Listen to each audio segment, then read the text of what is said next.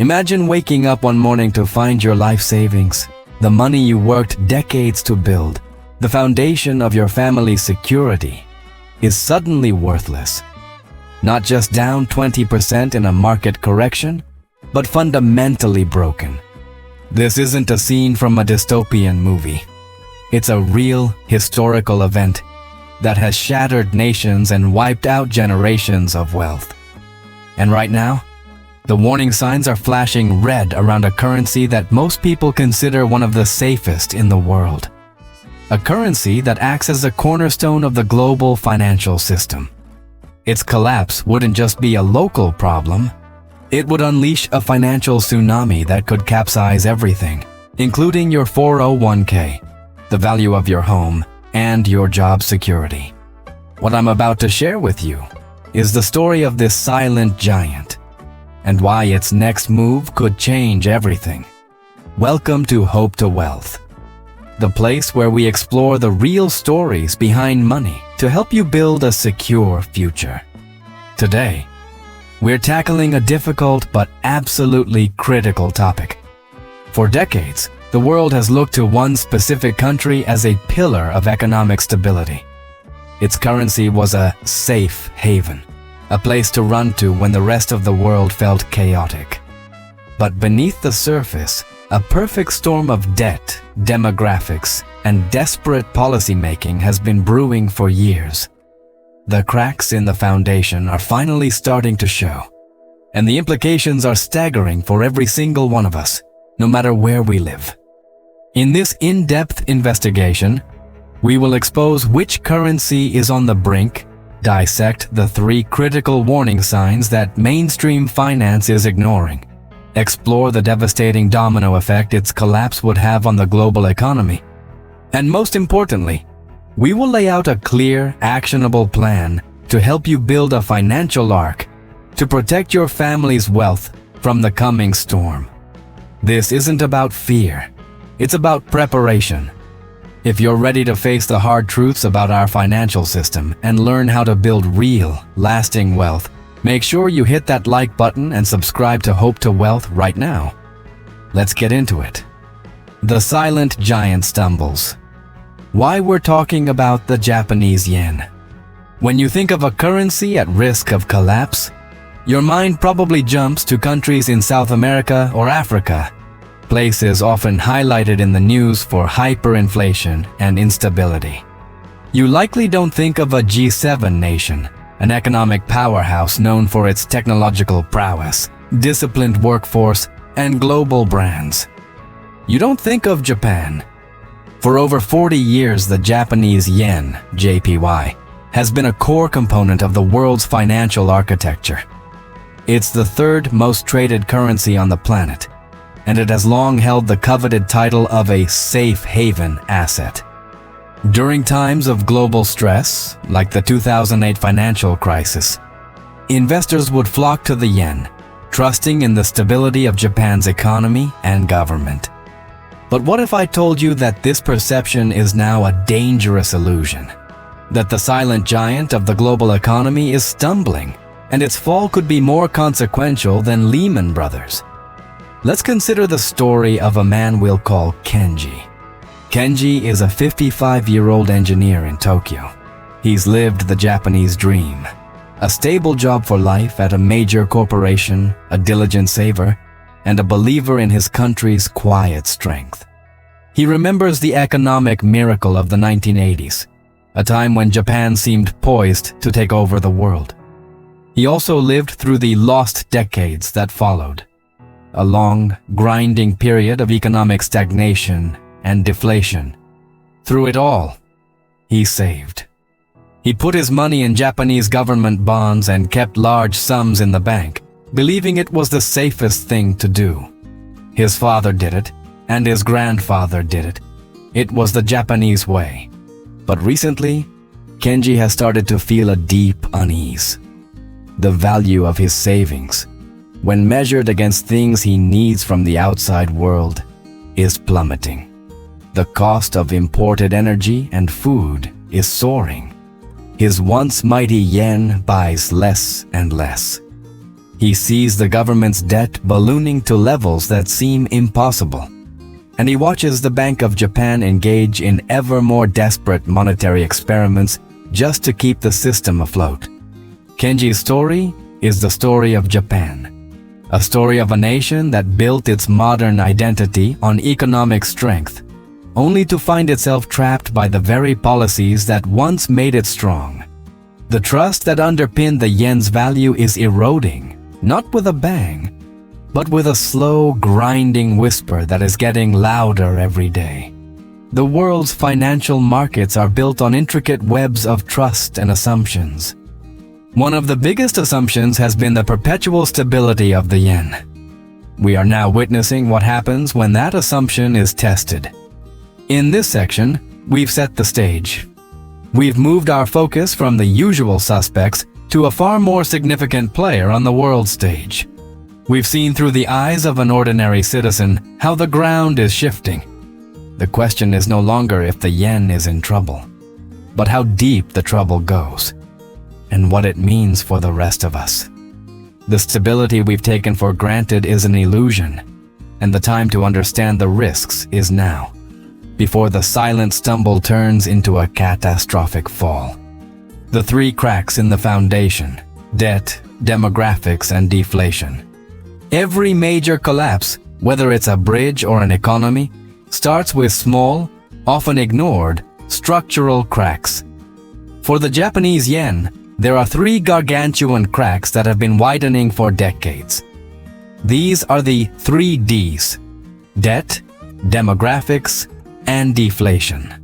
First, let's talk about debt.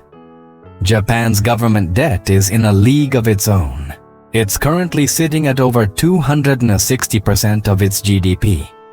To put that in perspective, the United States, which is often criticized for its high debt, is around 129%. Greece, at the peak of its crisis, was around 180%. Japan makes them look fiscally prudent.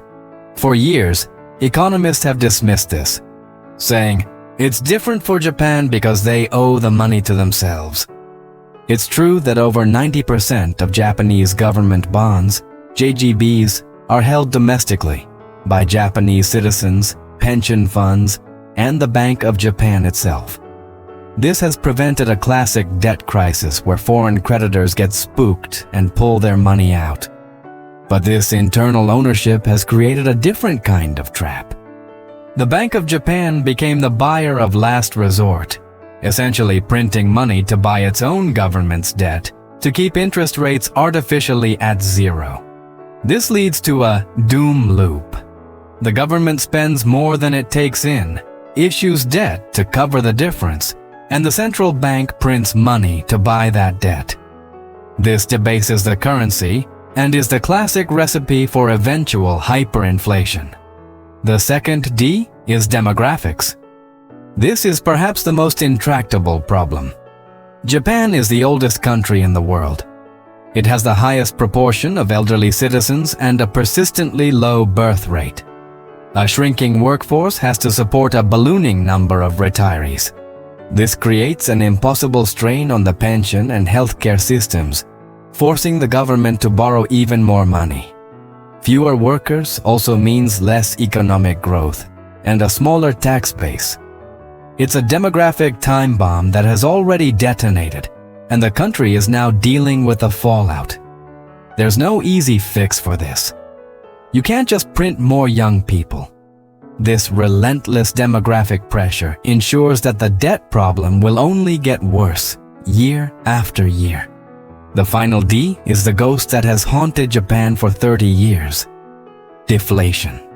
After its economic bubble burst in the early 1990s, Japan fell into a deflationary spiral, a vicious cycle of falling prices, falling wages, and stagnant economic activity. People delay purchases because they expect things to be cheaper tomorrow. Companies don't invest because they don't expect future demand. To fight this, the Bank of Japan did something radical. It pioneered zero interest rate policy, ZIRP, and later, negative interest rate policy, NIRP. They flooded the economy with cheap money, hoping to spark inflation and growth. But it barely worked, and it had a corrosive effect. It destroyed the savings culture, punished prudent individuals like Kenji, and created an army of zombie companies that were only able to survive because of free money. These three factors, a mountain of unpayable debt, a demographic cliff, and the legacy of a 30-year war against deflation, have created a uniquely fragile system. Each problem exacerbates the others, creating a feedback loop of decline. The foundation isn't just cracked, it's on the verge of turning to dust.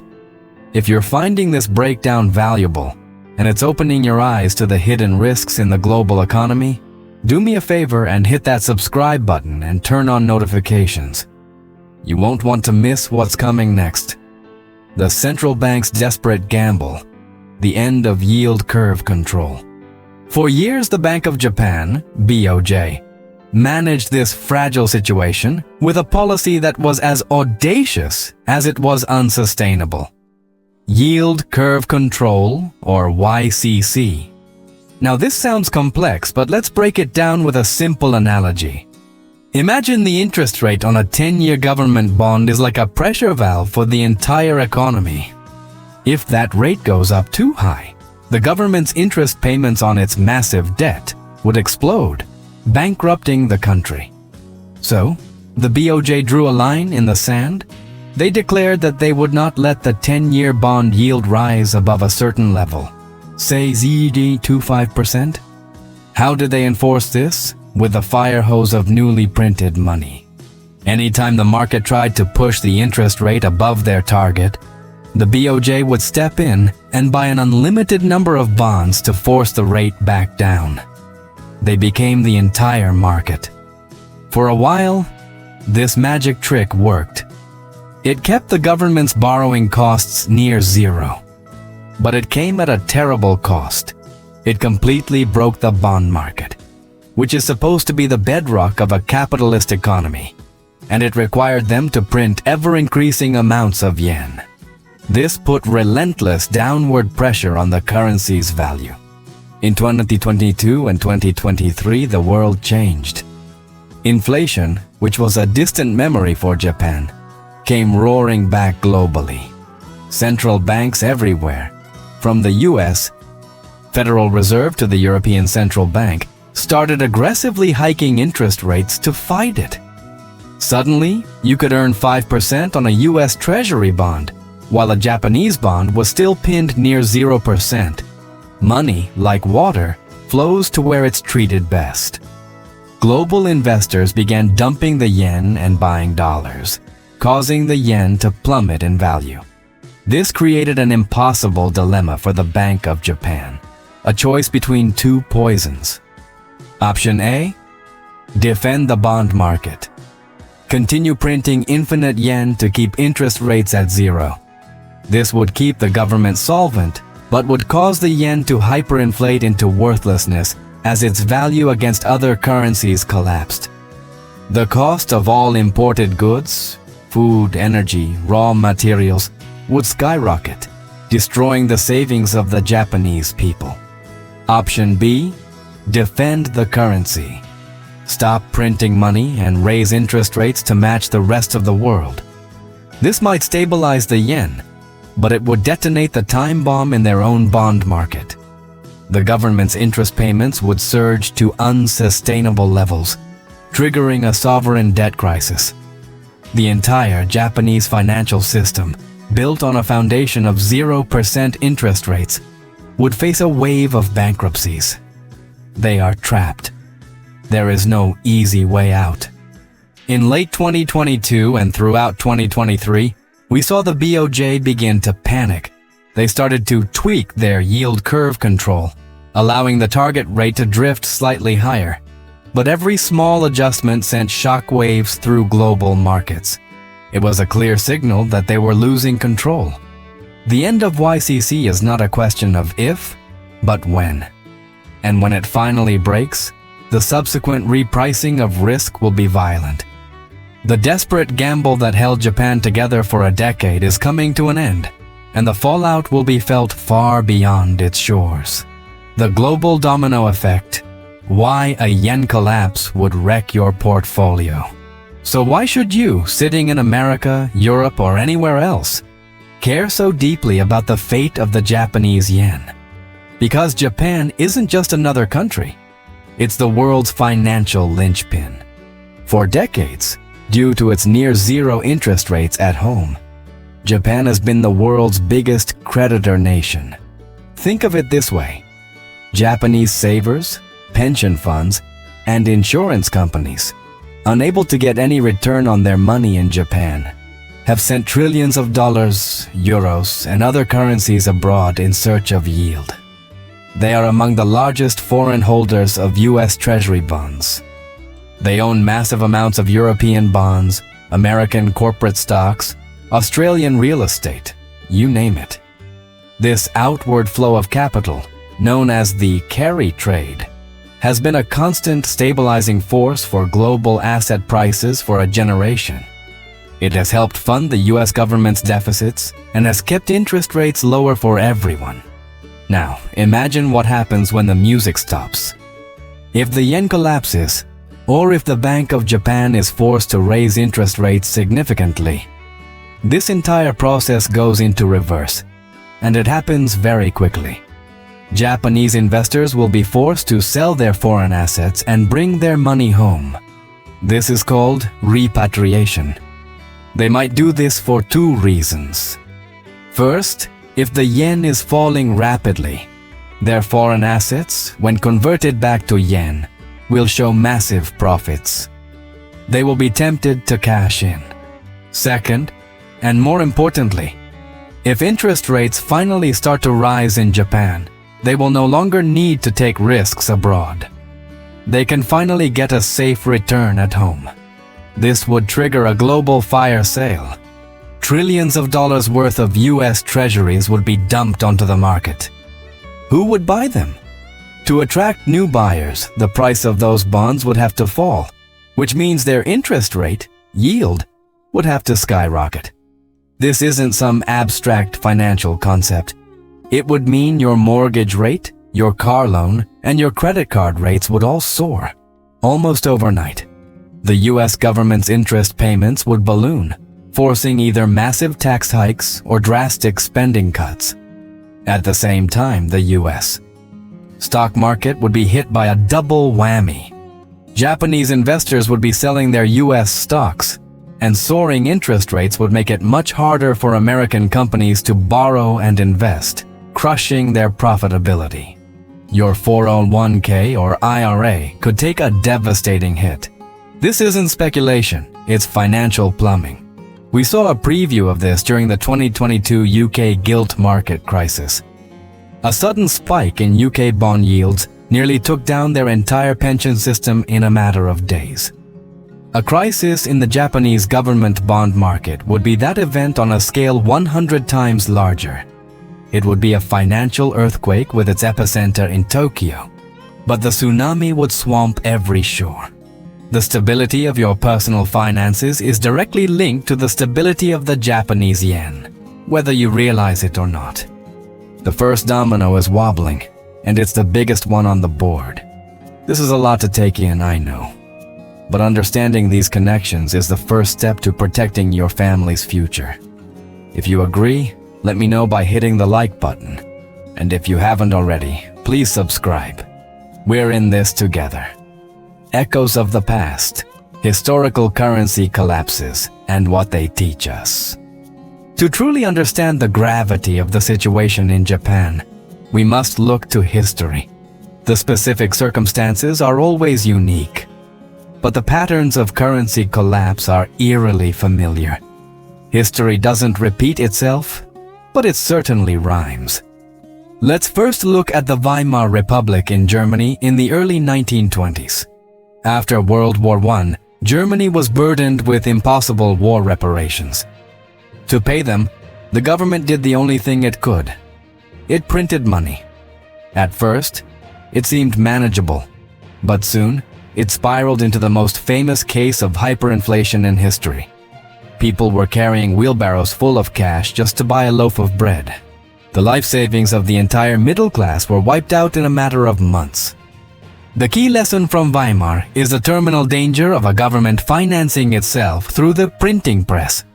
This is precisely what the Bank of Japan has been doing for years, buying up government debt in a more sophisticated but fundamentally identical process. Now let's turn to a more recent example. Argentina. Over the past century, Argentina has been in a near constant cycle of currency crisis. They have lopped zeros off their currency multiple times. The core issue has always been a lack of fiscal discipline. Governments consistently spend far more than they collect in taxes, running massive deficits. They finance these deficits by printing pesos, leading to chronic high inflation. This destroys public trust in the currency. Argentinians have learned the hard way not to save in their own currency. They immediately convert any pesos they get into US dollars. The lesson from Argentina is about trust. A currency is only worth what people believe it is worth. Decades of fiscal mismanagement by the Japanese government, while masked by deflation, have eroded the fundamental trust required for a currency to remain stable long-term. Finally, consider the 1997 Asian financial crisis, which started with the collapse of the Thai baht. Thailand had pegged its currency to the US dollar, which made it seem stable.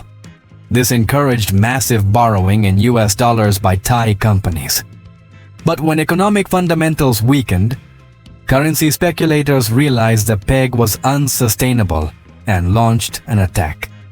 The Thai central bank quickly ran out of foreign reserves to defend the peg, and the baht collapsed. This triggered a chain reaction across Asia. The lesson here is the incredible speed and ferocity of modern capital flight. In today's interconnected world, when confidence is lost, money can flee a country at the click of a button. Japan does not have a currency peg, but its policy of yield curve control acted as a similar form of artificial control. When the market decides that this control is no longer credible, the exodus of capital could be just as swift and devastating. When we look at Japan through the lens of these historical events, the warning signs are unmistakable. We see the money printing of Weimar Germany, the unsustainable fiscal path of Argentina, and the artificially suppressed financial system reminiscent of pre-crisis Thailand.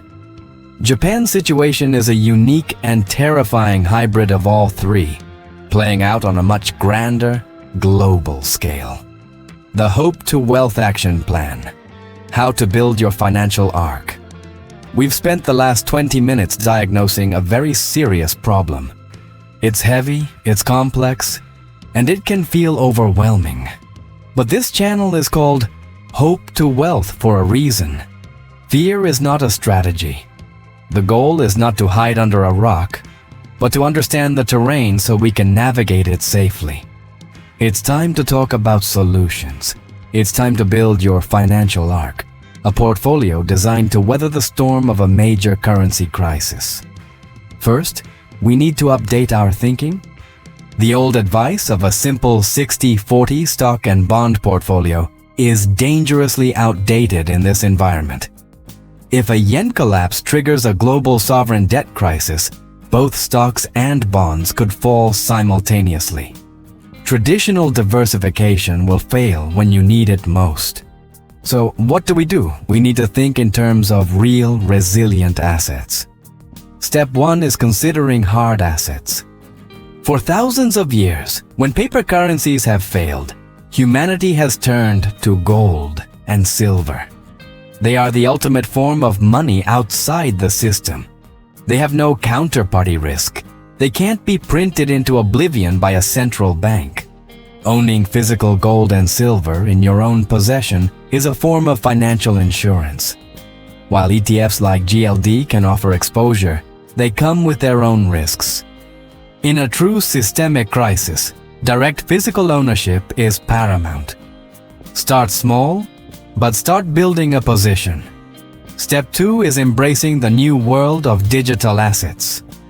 Bitcoin was created in the ashes of the 2008 crisis for this exact scenario. It is a decentralized digital asset with a mathematically fixed supply of 21 million coins.